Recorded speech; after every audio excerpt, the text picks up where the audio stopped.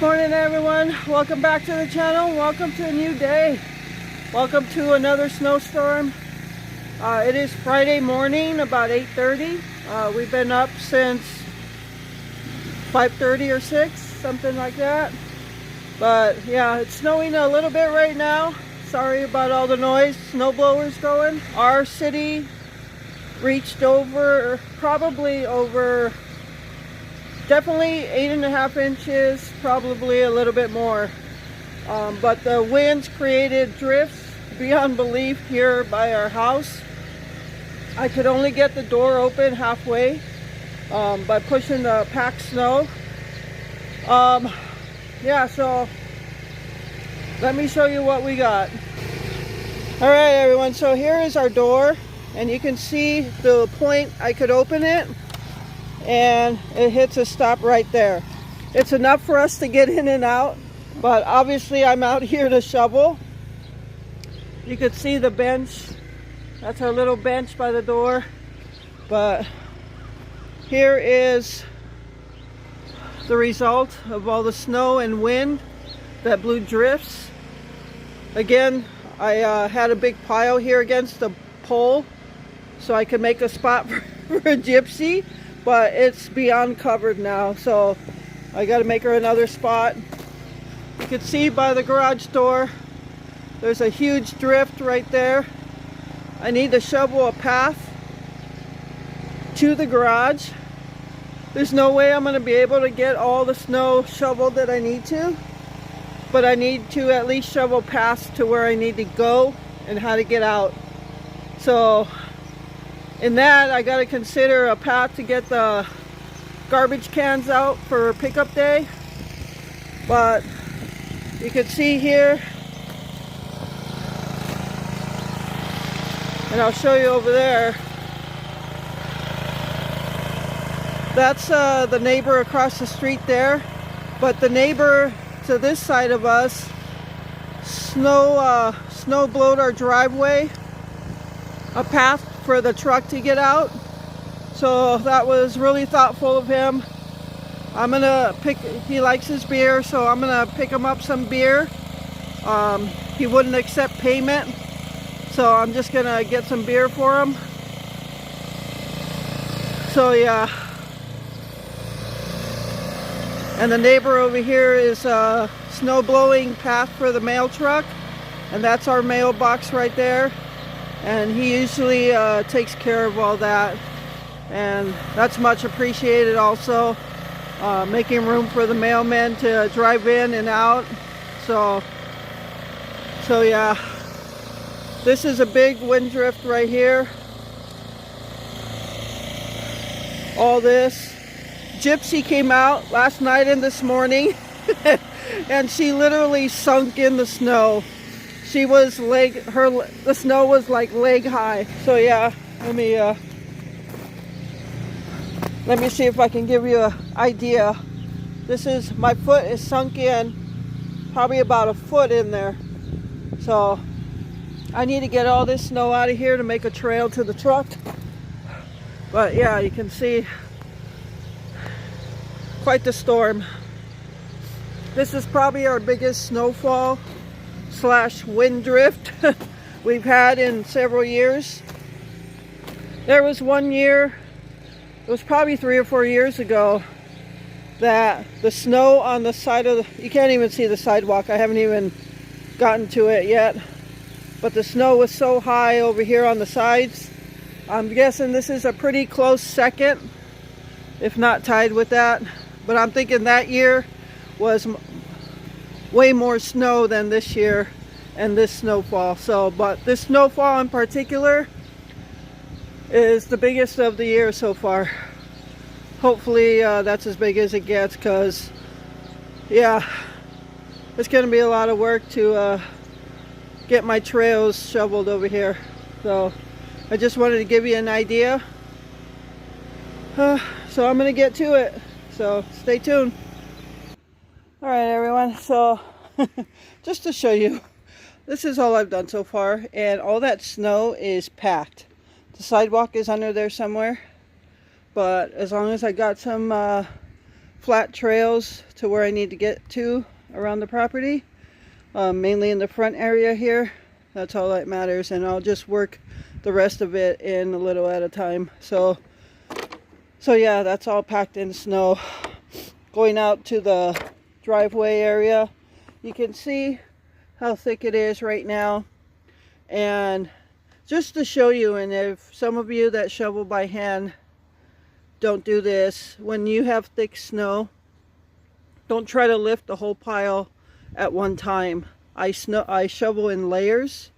So with this thickness, I'll shovel a layer like that, and then I'll go another layer until I hit the bottom. So yeah, when it's a lot of snow, I shovel in layers. That way you're not trying to pick up a whole big patch of heavy snow.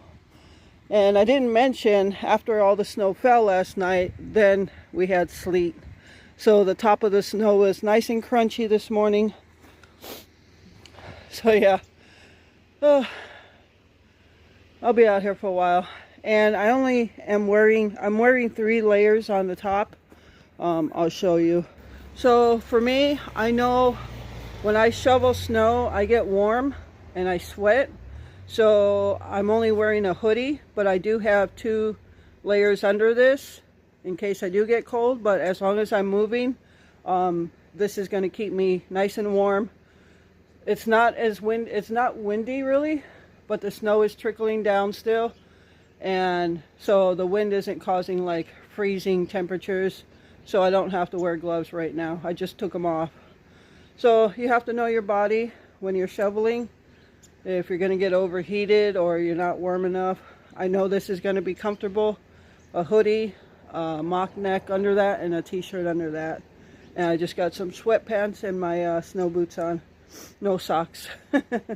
So yeah, I'm going to get to it. Oh yeah. See you in a bit. Alright everyone. So you can see all this snow here. This is the bird feeder pole. It's almost covered. So I have hand shoveled all of this snow since yesterday. Made this big pile. So there's our doorway. Here's our walkway. And then a path to the garage. And I'll get closer so you can see how high the drift is. So that's the height of the drift here, right here. Let's see how much this comes up my leg here. So the height of this drift is almost the entire length of my leg, and I'm 5'6", so yeah, that's a good sized drift. So as you can see, I've got my trail here to the garage. I'm going to use the same trail to bring the garbage cans around here and come here. So I got to open up this spot right here. And then over the drift, it usually leaves an empty spot. So not a lot of snow there. And then up to the garage door, not too much. So I'll shovel that out. But you can see there's a big drift here. Here's the back of the trailer here. It's a big drift all the way to the trees over here and all the way to the house. So I'm not going to shovel all this drift. I'm just going to shovel my path to the garage, and the rest will have to work itself out. So there's no way I can do that. I'll give myself a heart attack. So I'm going to finish this and then get the garage cleaned up over here. So I do have to take some chicken out of the garage because we're going to have some chicken tostadas tonight. So I do need to get to the garage. So I'm going to get back to it. Alright everyone, so there's the driveway. I'm in the backyard now, just in back of the house. Yeah, it's a cat litter bucket I use to pick up dog poop. I put a bag in there and put my dog poop in there. So that's that. But here's the back of the house. That there. That there is the kitchen window. That's a back bedroom with AC or AC in the window. But you can see there's huge icicles sticking off of here. As I said, after the snowfall, it was sleeting. So the top layer of all this snow has ice chunks. But just look at the drifts, how high they are here. That's the basement window. That there, you can hardly see it with the little hill on it. That's an antique milk jug. The drift is as tall as that. You can see how tall it is. All that is snow from the neighbor's driveway that he plows over here. But I am currently shoveling a path to the bird feeder, of course, because I want to get this icy snow off the bird feeder. The birds are trying to get to it, and I can't stand to watch them not be able to get to their food.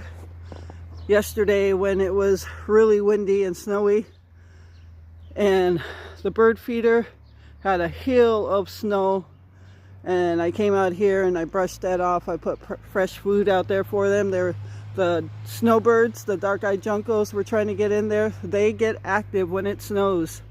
And then I shoveled a little area over there and put some food down for the squirrels.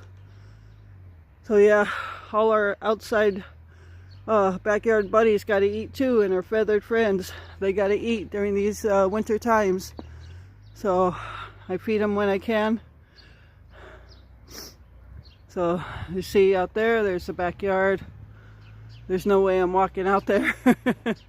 But yeah, I'm gonna shovel this way to the bird feeding station and get that snow off of there so they can eat. And then I got to get a path to the driveway. So yeah, here we go. All right, everyone. So yeah, this little hill of snow that was on here was topped by a sheet of sleet. So it was all ice on top, so they couldn't break through. So I just broke it with my phone and cleared it all off and got some food up top for them, so I can hear them getting closer, so they're ready to eat.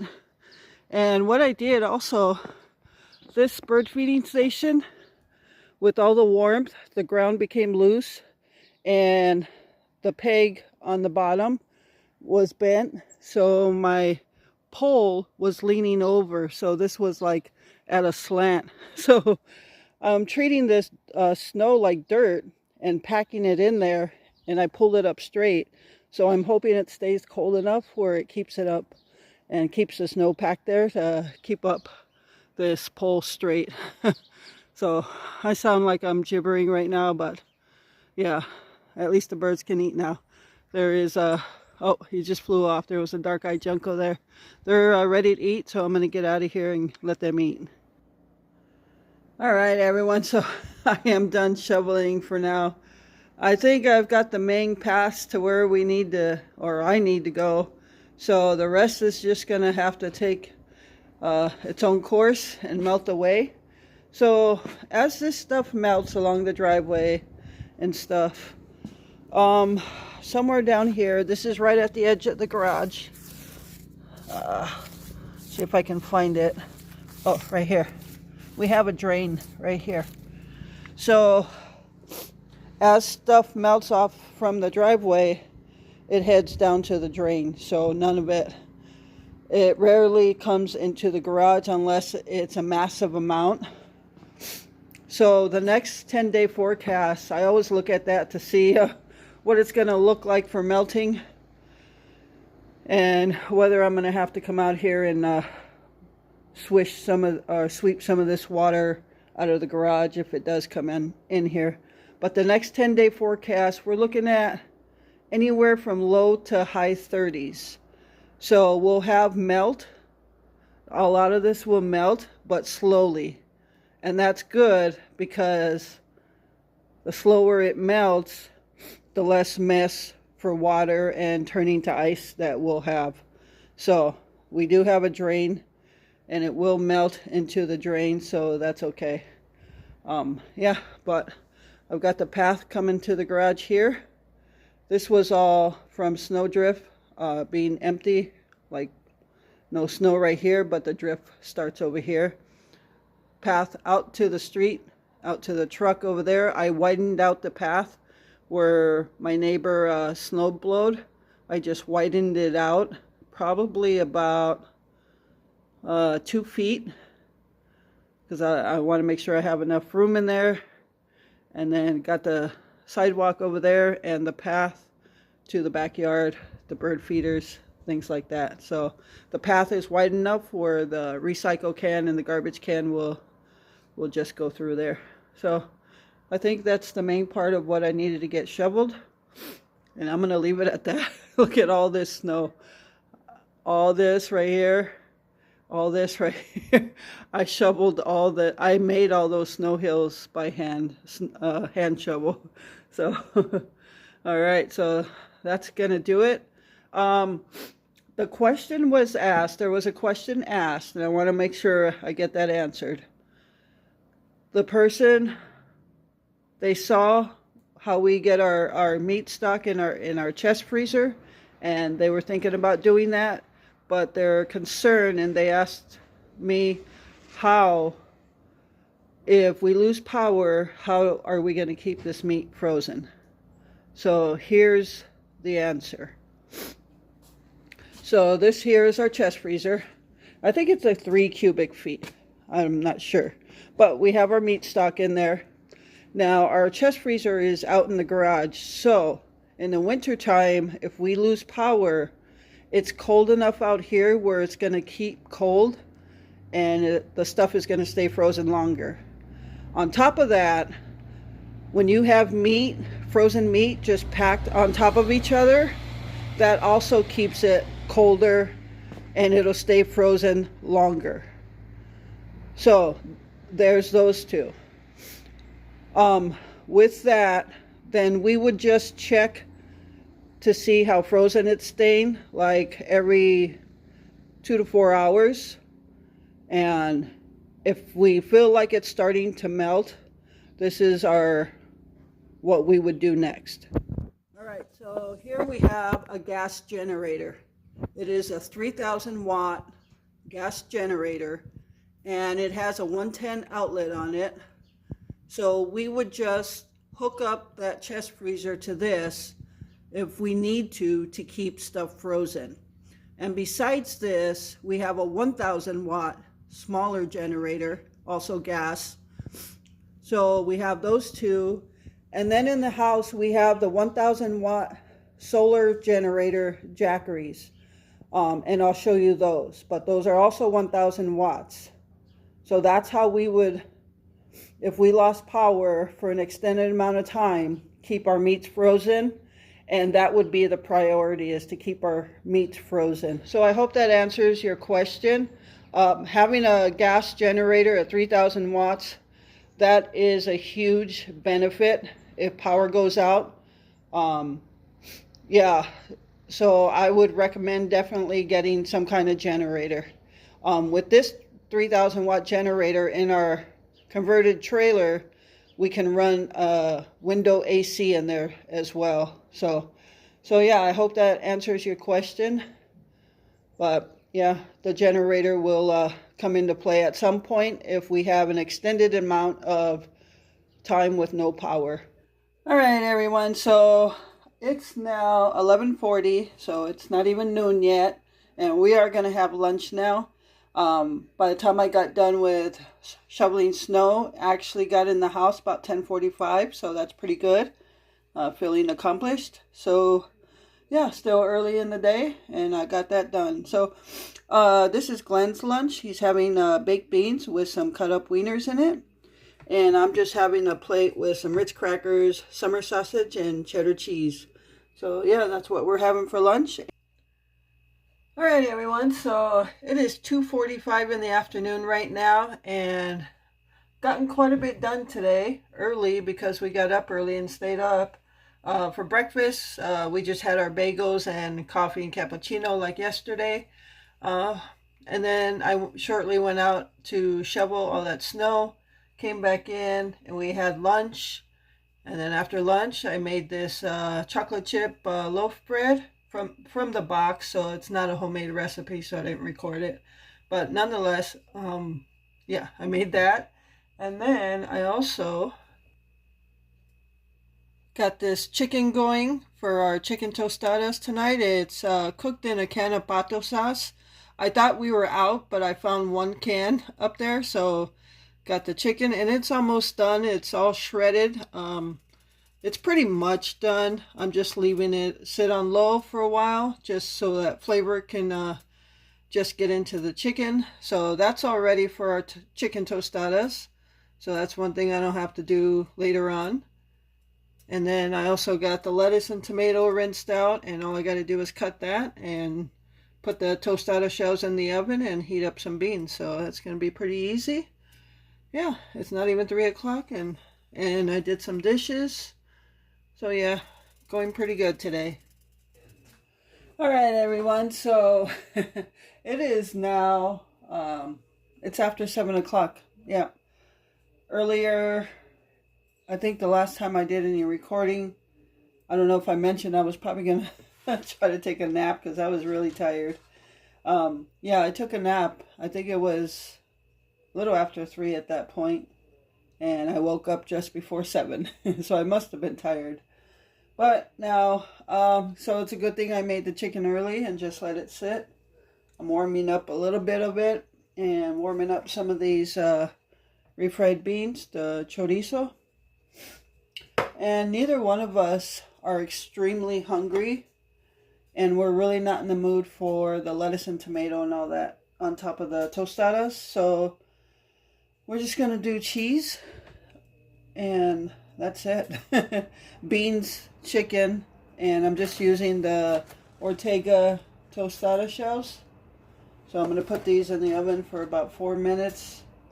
And then, we're just going to put the beans, chicken, and cheese on there. And I had some of this chocolate chip bread already. It was pretty good. So, yeah, we're just like at that point. You know, it doesn't even seem like it's Thursday. I don't know if I ever mentioned that, but it's Thursday. And today is supposed to be the weekly food pantry day. And I don't have a food pantry haul. Otherwise, I would have had a food pantry haul for you today, but the food pantry was canceled because of the snow and because all the schools were canceled in town. So once the schools are canceled, that particular food pantry closes. So, but I am going to go to a monthly one tomorrow morning. So I'll have that pantry haul for you. But yeah, other than that, we just got to eat. That's it. That'll be it. So, all right, I'm going to get these in the oven. And that's it. All right, everyone. So here is our tostada, or this is my tostada. Yeah, we're just not that hungry, so just beans, chicken, and cheese. You could probably see the cheese more than anything. But yeah, that's, I'll see if I want another one. Glenn's probably only going to have one. But when I said it was after 7, it actually was at 8 o'clock already. So almost bedtime. So that's going to wrap it up for this video. Unfortunately, I didn't have the food pantry haul for you this week. But like I said, I'll be going to a monthly one tomorrow morning. So thank you so much for taking time out of your day to watch this video. I hope you enjoyed it. And with that, remember to live life, be good to yourself, and be good to others. Until next time.